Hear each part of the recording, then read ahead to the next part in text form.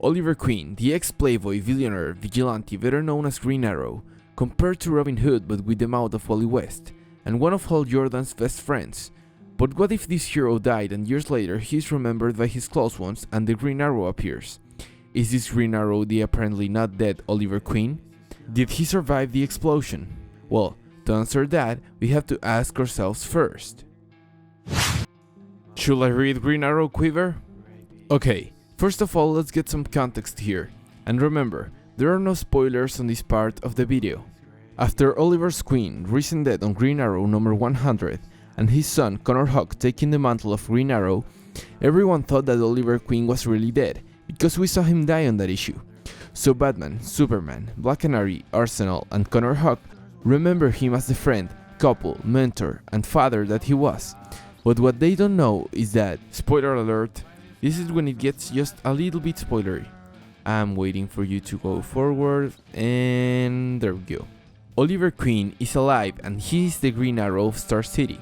He is really confused about his past because everyone tells him stuff that they and we know happened, but he doesn't remember any of it. He lives with the old man that he saved when we first saw him, and everything on this house looks old and there's almost no technology, but Oliver thinks that the present is exactly that way.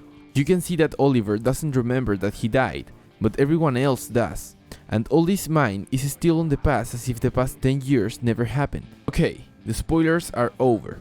Did you came back? Did you... There you are. Now that the Green Arrow is alive, is he going to take the quiver back and become the hero he once was? Or is he going to start all over again from the bottom? Well, if you wanna know, you'll have to read it.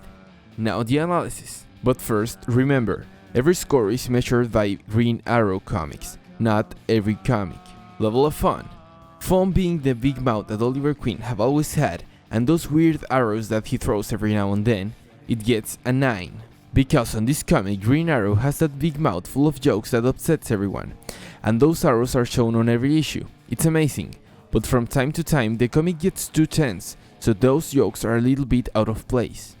Level of action. Action being those fights full of trash talking from Green Arrow, those 20 against 1 fights where he always manages to escape or destroy his enemies, and those fights where you think that he is going to die but something amazing happens and he gets away, it gets an 8. Because on almost every issue we get some nice fights, the beginning of them, or at least a flashback from a good fight with everything that can make us go crazy about the Green Arrow. Level of story. 10. The story has some weird twists. It goes through the entire history of Green Arrow and his friendships, future and past, and it also has a lot of connection to other characters, but one of the best things is how much sense everything makes, and how everyone gets their own story with the Green Arrow. I would love to tell you more about why I love this story, but there's not much more I can say without spoiling it, so...